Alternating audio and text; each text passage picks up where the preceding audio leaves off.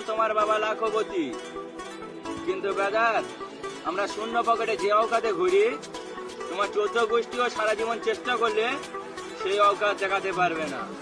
হ্যাঁ মেরি ভাই।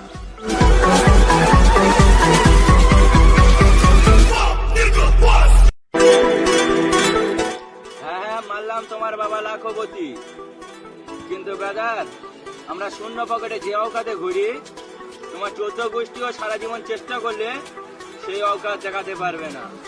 হ্যাঁ মেরি ভাই।